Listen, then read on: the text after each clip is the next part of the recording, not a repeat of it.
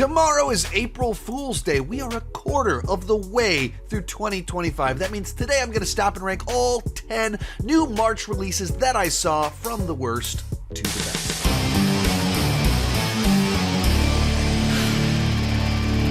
Hi, my name is Sean, and I love to talk about movies and TV way too much. With that in mind, go ahead and join me down below in the comment section.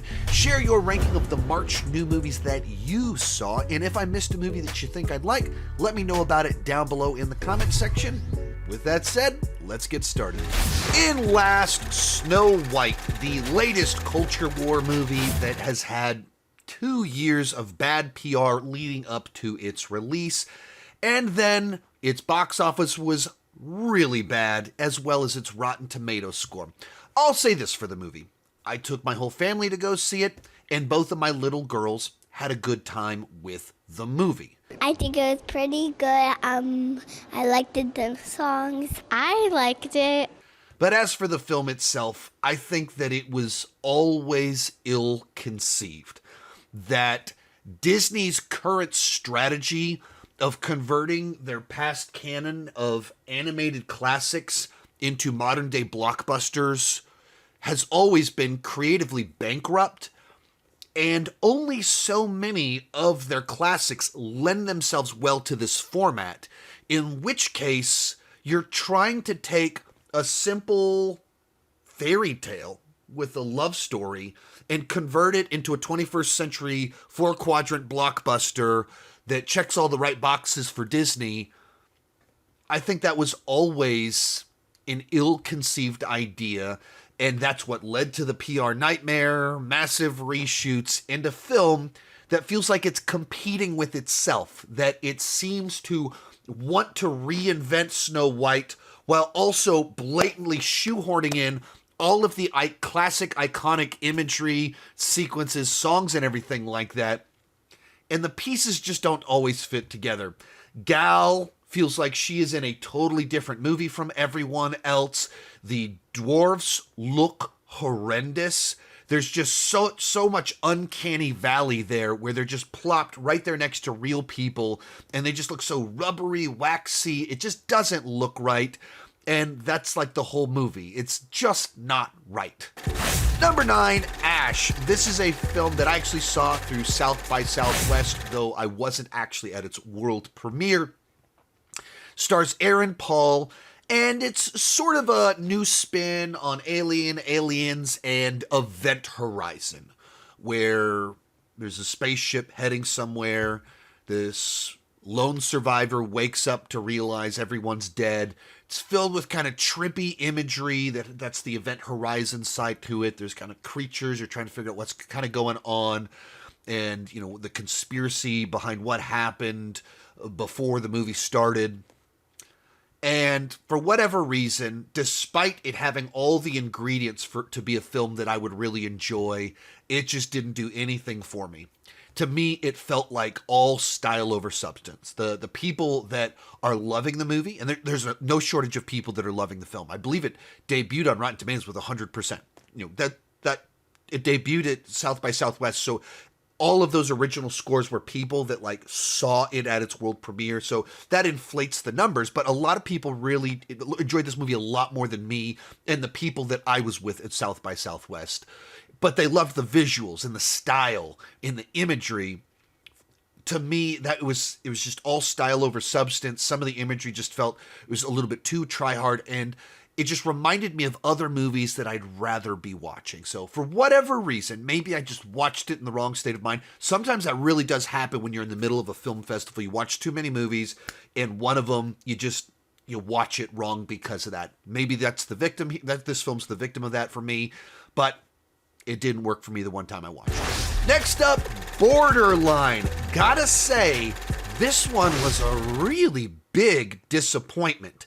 It's a smaller horror film with kind of a quirky vibe to it, and it stars Samara Weaving, one of the top scream queens of our day, and Jack Nicholson's son, who's been very busy recently showing up and stuff. He was in Smile 2, and then this exact same month, he's in another movie way up at the top of this list. And so, like, I was really excited to check out this film to see, like, Ray Nicholson is playing kind of this wild, crazy, unhinged character in a horror movie. Jack Torrance's son, unhinged in a horror movie. Like, what are we doing with Samara Weaving? Man, I love these ingredients. And the style of the movie, I really dug it. So we've got an actor I'm really excited to see what he's going to do playing this unhinged character. Samara Weaving, top actress in the genre. And then just the energy, the vibe of the movie, I was all on board with it. The story, the script just did nothing for me. And I think at the core of the problem with the film is that our lead guy, Ray's character, is so unhinged, crazy, that there's kind of nothing anchoring him to some reality. It's just like a crazy guy doing crazy stuff. And he's fully detached from the very beginning in a way that makes it so there's nothing to connect with. And then Samara's character is like an ultra famous pop star that even kind of the way she's played at the beginning of the film isn't the most likable. And so a somewhat unlikable lead who's in a world that's fully detached from us, and the main villain guy is just so crazy unhinged that it's just not interesting at that level of crazy. What's the right amount of crazy to where you find the sweet spot, way unhinged, but at least there's something anchoring. Totally unhinged, but also not fully. Whatever that is, that sometimes you watch something and you just go, this was too far. It needed something to kind of ground it a little bit more in that character for me to care. And then it just felt like the movie, not enough happened, because it's very kind of simple and straightforward in what's supposed to take place in the film. And it just, you're kind of feeling like there needed to be more twists, turns, more to it, but it's very pretty straightforward in what kind of plays out. And so, like a movie that, watching the trailer, my wife went, oh man, that looks really exciting to check out. And she's not even doesn't realize that who the lead guy is, and isn't as interested in Samara Weaving in this genre as I am. And so it just left both of us really disappointed by it, when I felt like there was so much potential here on so many different levels, and it didn't live up to any of it. Speaking of not living up to potential, The Electric State. This is the latest film from the Russo brothers, and after this film came out, it got a Rotten Tomato score. It's sitting right now around 15%. So there's been a lot of discussion of why they worked so well in the MCU, but have struggled outside of the MCU. And one of the theories that so many people threw out there was that, well, when they worked with the MCU, they were working with better writers. However, important detail, Electric State was written by the writers of Endgame, Infinity War, Winter Soldier, Civil War. Same exact guys. This is totally a reteaming of the writers and directors of one of the best runs in the entire MCU. Or I guess I would say the best run in the MCU for a director, or directors in the case of since there's two of them. Same reteaming. It's based off of a hit celebrated book. The movie itself, it just falls right into that same issue that so many streaming movies have, of just being kind of too generic, too familiar. And I think the big problem, I have not read the book, but my understanding is the book is very somber, it's very dark, and this is kind of a standard PG-13 blockbuster. And one of the things plaguing films right now is the Omni film, the movie that is designed so optimized for everyone that no one would dislike it, that it's not designed for anyone to love it.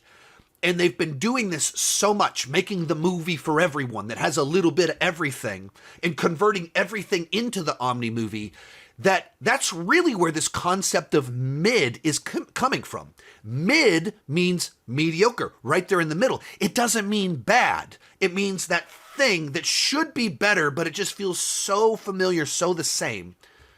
And that's what this movie is. They spent $320 million, something like that, to make this mid blockbuster. I like this type of movie. There's this fun bit with Mr. Peanut that my son and I really dug, and now we keep making Mr. Peanut jokes. I dug it well enough, Like, it's fine. To me, I didn't think it was awful. But when you're reteaming the Endgame Infinity War, Winter Soldier people, to do a movie and you're paying this much money for it, it should be better. It shouldn't feel so familiar. It shouldn't feel like it's just hitting all of the correct beats. And that's the disappointment here with this movie, for me at least. I don't think it's awful. I think it is classic mid. That was my feeling about it. And it should be so much better. Speaking of disappointments, Mickey 17, the latest film from Bong Joon-ho, the director of Parasite, the Best Picture winner from about 5 years back. And this is another one that, I would say this is a film that has a lot of good, some great elements in it, but it's a film that needed to narrow its focus. At its best, in so many different ways, it reminded me of the best of Paul Verhoeven. His, the dark satire in ultraviolence and irreverence towards human life that you see in Starship Troopers and RoboCop, that's in this movie with a different flavor. It's not ripping off Paul Verhoeven, but it's very much in that vein with a different flavor to it because it's a different artist creating it. I thought that was great. At the beginning of the movie, when it's just really establishing kind of the idea of what they're doing with Robert Pattinson's character and him being this kind of recycled person, and how dehumanizing it is, there's really great stuff in there. And it can be really funny at times, insightful, but the whole movie, it just keeps on introducing the next big idea. And so then it's about the religious political leaders that use their charisma to manipulate people. And then it's about colonizing, and it's about this. And all of a sudden, instead of really narrowing in on one great idea and unpacking it and building a story about one thing, it's about all these different things. And by the end of it, it felt cluttered, overblown. There's parts to it, to me, that just didn't work. The Mark Ruffalo stuff just felt way too overcooked and overdone to me, and not very insightful. It was just Saturday Night Live parody rather than insightful satire. So, there are great things in here, but overall it was disappointing, and I just wish that he'd focused it more. And I had this conversation with someone. It touches on some of the same themes same ideas as Snowpiercer. Now, tonally, they're intentionally very different. But it's not just that the tone of Snowpiercer was stronger. It's that that's a movie that focused in. It was this is what we're doing. And these are the genres we're merging. These are the ideas we're exploring. Let's stay focused on it. In this movie, it just felt like it just got lost itself in all the different ideas. 5, The Rule of Jenny Penn. This is a movie I actually saw at its world premiere at Fantastic Fest last September. Almost got to talk to Jeffrey Rush on the red carpet for it, but it was like a multiple joint red carpet, and he was just chatting so much with every single person. He would just talk as long as they wanted, and we were at the end of the line, and so we didn't get to talk to him before he had to move on before the Terrifier one started and Halle Berry showed up. And so I almost got to talk to him about the film, but didn't end up happening. But with this movie, it's an interesting little thriller about basically an incredibly intelligent, competent judge who's losing his control of his body. And he's stuck at this retirement home, and he's too arrogant to want to admit that he needs assistance, but he needs it. And while he's there, he discovers that one of the other patients there is a killer, played by John Lithgow, who uses this doll, Jenny Penn, in the process. There's a lot of issues with it. Eventually you have to sustain a little bit too much disbelief in the whole process of everything. But I will say that I felt that there's enough in there that worked for me, that was interesting to me. And in particular, our two leads give great performances. They can be really funny at times. But yeah, like I said, I wish they could have tightened up some of the logic of the script of how this killer is being allowed to do everything that he's doing. It doesn't feel fully earned and justified. Then we have A Working Man, the latest Jason Statham action film. This time, another reteaming with the director of Beekeeper from last year, David Ayer, and based on a script written by Sylvester Stallone. So that's kind of fun. And this is essentially Jason Statham's Taken. It's Taken with the vibes, generally speaking, of Beekeeper. So if you like Taken, you like Beekeeper, there's probably a lot in this movie that you will have a really good time with.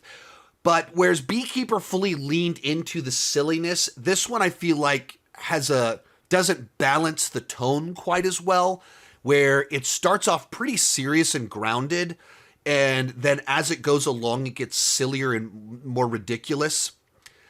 And so that kind of held it back a little bit for me. To be clear, if you just want a Jason Statham action movie, this delivers all the stuff that you want. The villains that you want to be, it's about sex traffickers, or plenty of people that you hate, and then Jason Statham gives them what's coming to them. You get all of that stuff with this movie. But likewise, it's based on a book. And originally when Stallone got the rights to it, he was looking to make it into a TV show or TV series. And as you're watching this movie, I think you can feel that this is a film that originally had a much more complex and complicated plot, and they were condensing it. And there's like these lingering elements from a more complicated version of the story that are just kind of there, that they stand out. We're like, why are we getting into the drug trade? And this is like the most roundabout way to do this. Right, because it almost certainly was a much more elaborated on plot line in the book or potential TV show they were going to do with it. So it's a little bit too convoluted for its own good. Doesn't balance the tone as nicely. But if you want to see a combination of The Beekeeper and Taken, it now exists.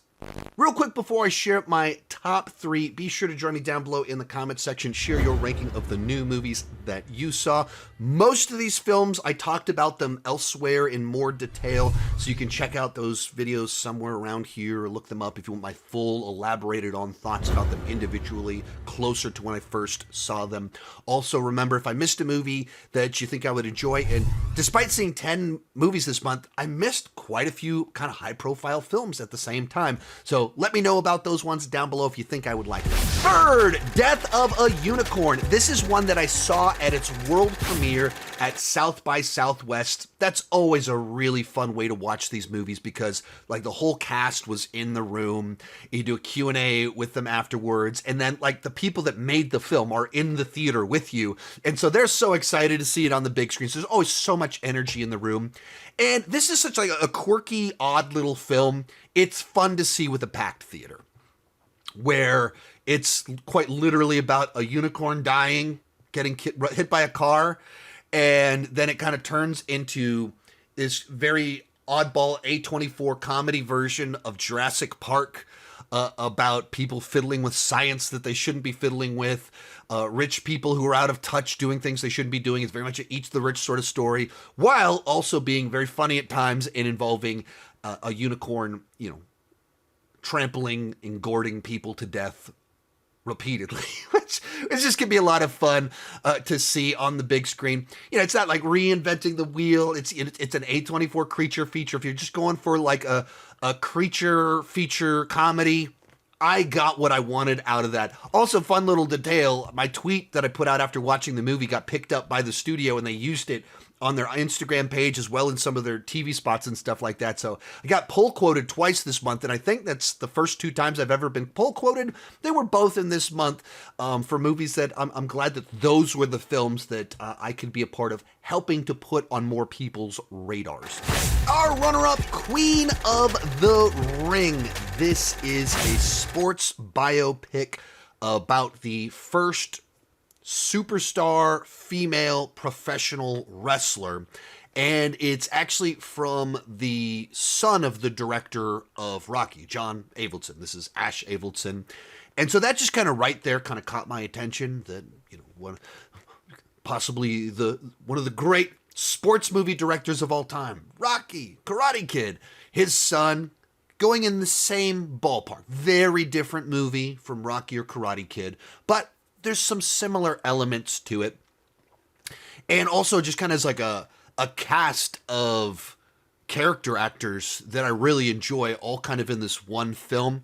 So I was just curious about it and checked it out, and it's a real fascinating look at the beginning of women's professional wrestling. Like, subject I've never looked into or never been particularly curious about, but sometimes that's what makes for some of the best subject matter, when it's something that you've never looked into. And about halfway through the movie, because it's like a 2 hour and 20-minute long movie, I was like, wait, there's another hour and 10 minutes to this movie. How on earth is that going to work? And as it turns out, it actually makes a ton of sense because of the weird, insane life that this woman lived. So the first half of the movie is basically about how this lady became the first women's professional wrestler, and how for that to happen, basically she had to break the law because it was illegal for two women to wrestle each other. And so there was all of this like political stuff to pass laws to allow for them to be able to wrestle, and kind of watching her grow in popularity. But the other side to it is that she had like this really bizarro, insane marriage to her manager that was like a purely political thing for the sake of the partnership to continue doing what they were doing. And so just like there's all this drama that came with this. So then you have this whole back half of the movie that it's not, you see the groundwork kind of laid at the beginning, but it kind of takes the film off in this whole other direction of the insanity that was her life and all the little details of their marriage and the flaws of it, and how that ended up tying into competing wrestling federations in the 1950s. Just really weird stuff. But to me, sometimes that's what makes for the best movies, is bizarro incidents that kind of really happened that you don't know about, where real life is stranger than fiction.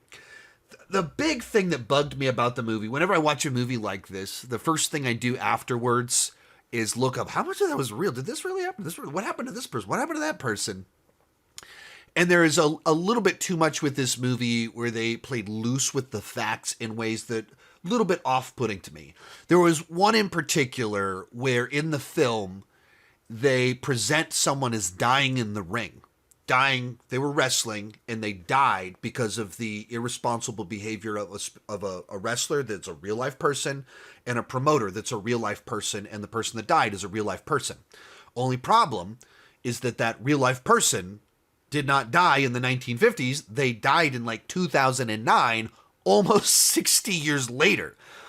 And in the interviews kind of describing the movie, they explained the decision that went into doing that. And anytime you do a film like this, you start to kind of merge together characters, but real life people, you merge them together to be a sample representation of a lot of different things that happen. So you merge people, simplify things, crunch timelines for the sake of being able to tell a coherent story in a reasonable runtime.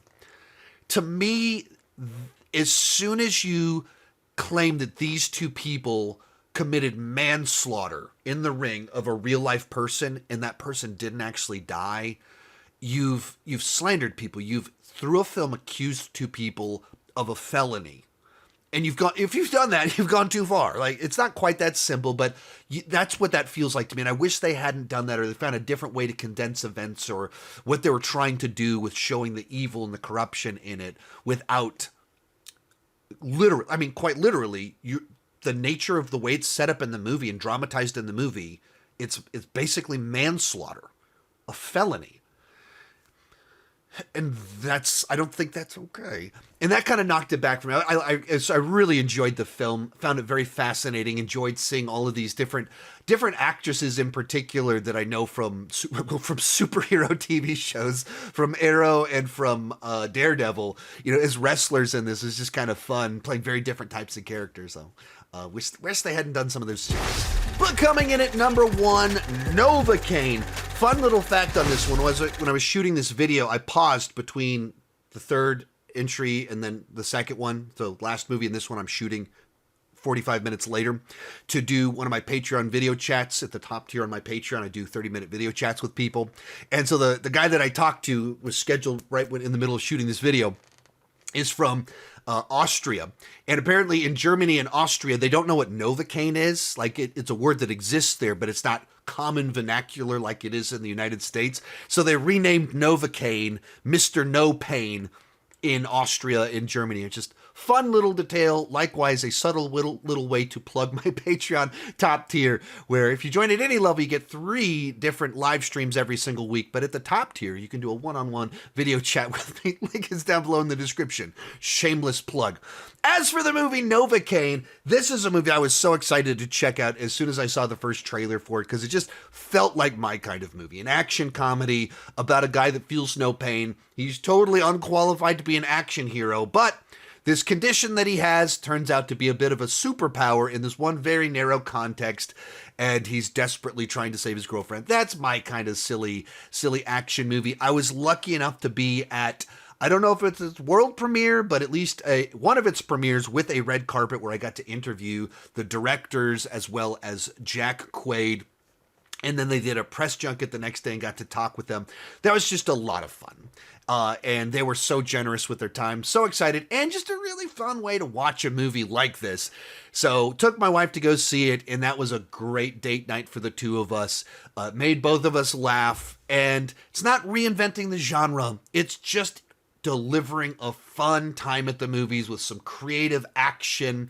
And even as I was talking with the directors about how they did it and the movies they took inspiration from, there's just something fun to it. Upgrade has a shtick to the combat. You know, it's a character who's not in control of their body. You know, the chip is controlling what he's doing. And so that was kind of it's hard to find references for something like that. And we needed that with Nate because there's a shtick to our combat too. He doesn't know how to fight. So we had to develop our own sort of, you know, fight language, our sort of Nate Fu of like this flailing survival combat, you know, where he's just doing anything he can, grabbing anything he can. And we built that with the stunt coordinators. Yeah, it is really similar because in Upgrade, his face is doing one thing, his body's doing another thing. Right, and so there's a very similar thing happening here where it's not quite that Nate's body's doing one thing, his head's doing another. It's just that there is a disconnect where he's not flinching when he's being punched. And so that's something that Jack had to, you know, really work on and learn. And that's something that with our stunt coordinator, you know, they had to practice that. You have to kind of unlearn having to flinch after every punch. Likewise, talking to Jack Quaid about doing the stunt work and kind of what makes the fights interesting and what makes them click is kind of this disconnect between what we're used to seeing when someone is in action and gets punched and what you're seeing in the film. It disarms the horror of it as well as adds to a bunch of humor for it. And we do think that the sort of humor inherent in Nate, the fact that he can't feel pain in the face of all of this gore and horrible violence, it does allow audience members that maybe are a little more queasy about violence to sink their teeth in and still have a great time. But adds to the complexities for an actor trying to act in a film where he has to do something so unnatural. I think I'm so used to doing other stunt sequences where they really tell you to sell the pain every single time. You know, that's also like a natural human response, you know? Like you get hit in the head and you're like, oh, like you have to, in every movie or TV show, you have to do that. But for this one, I had to resist that kind of natural response and just, you know, trying to figure out how to fight like the character. And that was the biggest challenge in this movie. Like if I get punched in the head, my head's gonna move, but I can't react. That juxtaposition creates comedic moments in Upgrade, just like it does Novocaine, you know, and in that kitchen scene when he's just grabbing plates and being like, oh shit, I'm so sorry, you know, that's so funny. And that was when we realized that if you do it right, you can hit those comedic beats really well. But so for me, this was a good time at the movies. It's not pretentious. It knows exactly what it is. And I think it delivered a very good version of that movie that is romantic. You buy into the relationship between the two people. It's funny. It has action that's just a little bit different. And it has a very straightforward plot, but just a couple twists in there at just the right time to keep it interesting enough. It's not trying to be the twistiest and most unpredictable movie you've ever seen, but there's just enough in there to have some complexity to it, something to break the monotony to being totally straightforward. So for me, this was the best time I had at the movies in the month of March, so it comes in at number 1. If you enjoyed this video, be sure to check out the other reviews and stuff like that all around here, in particular with Novocaine. Check out those two interviews that I did with Jack Quaid as well as the directors. The more you guys support those types of videos, the better they do on my channel, the more likely it is that I'll be greenlit to do more of those, and I love to be able to infuse those type of insights into my reviews and rankings like this for just extra insight to make the understanding of the film and the viewing experience that more satisfying and interesting. So wherever those are at, check them out. Keep talking movies and TV too much. Bye-bye.